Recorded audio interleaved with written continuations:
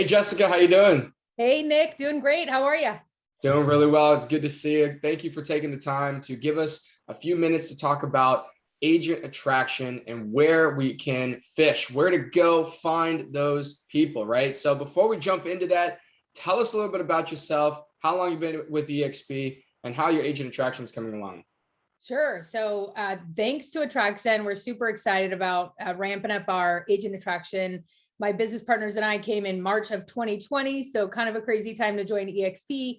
But just a couple of us together, we've done over 200 transactions this year. So yeah, we're killing it in sales. And obviously we can't do that forever because we will die. So so we're excited about all the opportunities with agent attraction and just trying to weave that into our business. So yeah, with Attractzen, we're really looking to do some amazing things, and we're grateful for the partnership, Nick. Awesome. Yeah. I mean, we're really excited that you're on our platform. We're excited that you're using it. And we really want to offer some value to the agents out there watching who are looking for agent attraction strategies. How to get started. Maybe they've attracted a couple people, but are struggling to kind of build that momentum. And so obviously with your pedigree and background, again, you crushed it in sales. Also with agent attraction, you've done some awesome things regarding cross sales. And so I wanted to ask you, when agents say, hey, Nick, where should I go? Where do I find these people? I don't know. Maybe I'm in a new market, or I'm new to this area, or new to real estate. Tell us a little bit about your strategy when it comes to cross sale deals, how to approach EXP with those agents. Sure. So you hear a lot of agents complain about the other realtor in a transaction. So for me, it's like a golden opportunity to be a star for them, make it the easiest transaction they've ever had, the best communication, all the things that they'll rave about. So we put together, well, and because I'm always in a transaction, it's easy for me to weave in agent attraction with my sales. So it's like it's duplicatable.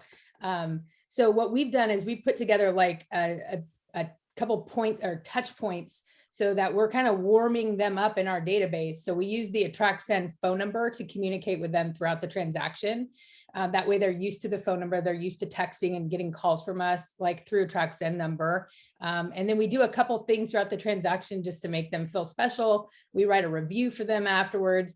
And then when we're asking for the appointment, they've already heard about us rave about some event we're going to or some kind of training that our group is in during the transaction. So we're not just spewing EXP on them all brand new as soon as we've done the deal. So it's been fun. And then as soon as we close, it's a trigger for like another campaign. So Wow. So I hear that's awesome stuff. So I hear kill them with kindness, right? Yes. Go above and beyond in the transaction, use it every deal as an opportunity to make a good impression with an agent.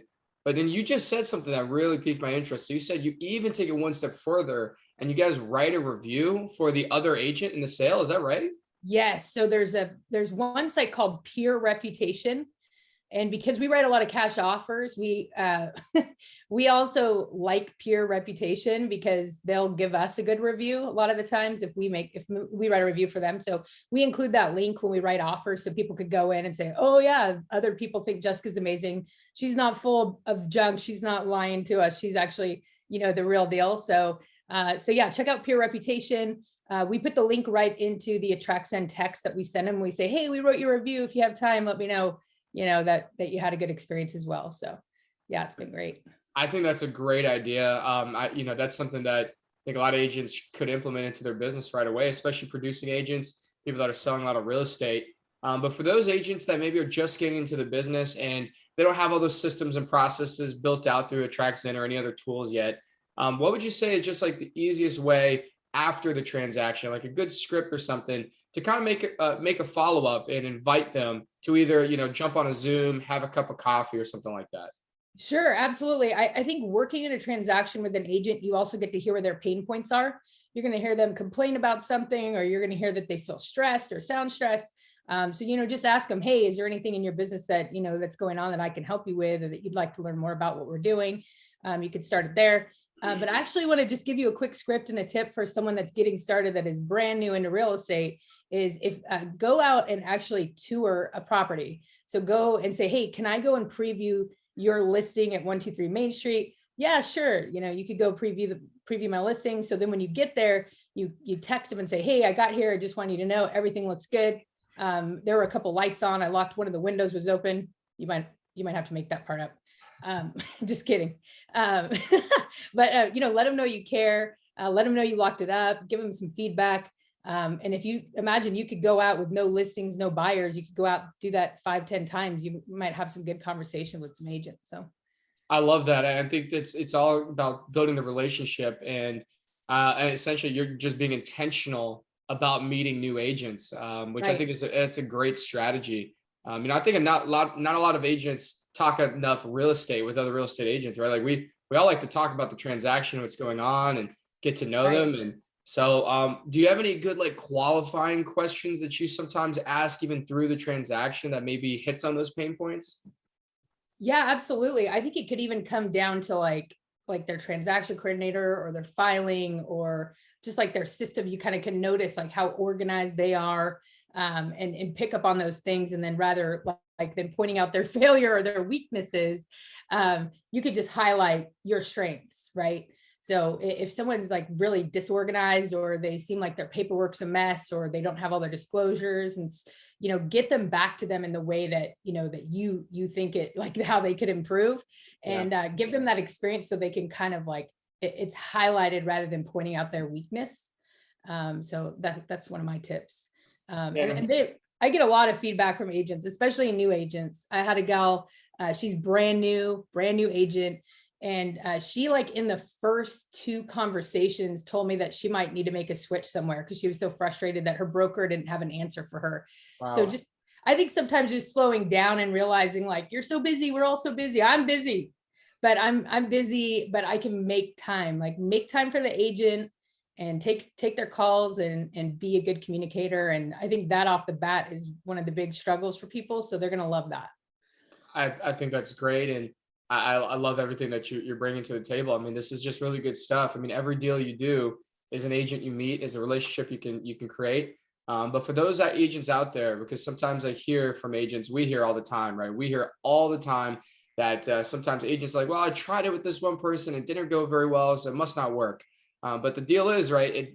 This model isn't for everybody. And some agents, quite honestly, don't want to work with, right? And so can you speak a little bit about being selective, or at least like you giving your best effort, but Sure. sometimes it doesn't work out, and being okay with that, and moving to the next person? Yeah, I think I've actually learned the hard way about some agents that, I guess the best way, like you said, Nick, is just it's not the best fit.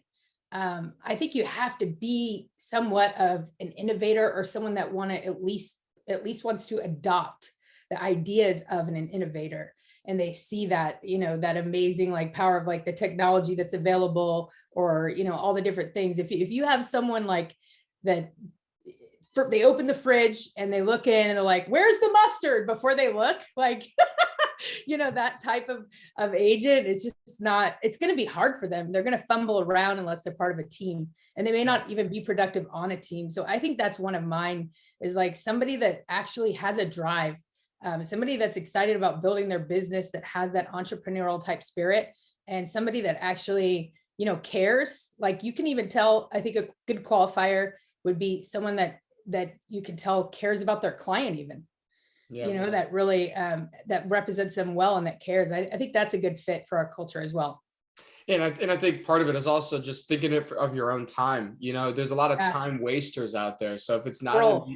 it's all over, right? I mean, this business, you got a lot of good people, but you got a lot of people as well that maybe aren't looking to be convinced. And that's an important thing. So not every deal is an opportunity, but it's just that, it's an opportunity. And sometimes you just gotta, wait for the right person or the right fit, and see, like you said, identify what their problems are in their business, ask some qualifying questions, make a good impression. That's really all you can do a lot of times. And I think this has been great stuff. So do you have any final piece, anything you want to share, specific things you're doing right now, maybe looking forward to doing for anybody out there watching? Yeah, absolutely. I just want to add that, with Attractzen, I think it's very similar to how you adopt the EXP model on the platform and the systems. If you're going to use Attractzen, don't sign up and expect that like everything's going to be magic. Well, it's going to be pretty magical, but just know that like you need to reach out. So if something's not working, you have a bottleneck, you want something to improve, or you want to figure something out, Attractzen, like Nick, you guys have been so great. So if you need to figure out how to make something work and like push past whatever's holding you back from getting it flowing and actually, you know, setting appointments for you, then reach out, make sure that you're not just trying to watch the trainings, but you actually reach out and Sure. make it happen. So it's all possible. Yeah, we do our best to do, you know, to always be agent focused, right? We're built by agents for agents, and the idea is that this is a, you know, it's an ever growing beast. It has so many functions, capabilities, but the specific use cases that you guys are using it for, like you said, the follow up, some of those campaigns, I love it. I love hearing that stuff. That made my day, because that means that you guys are taking it in a direction we didn't even think of, right? And that's even better to take it in those routes, you know, with in terms of, you know, basically client care, but for agents, right? For cross sale agents, leaving them a review, having a whole system built out for that. Really, really awesome stuff, Jessica. Thank you so much for taking the time to do this interview.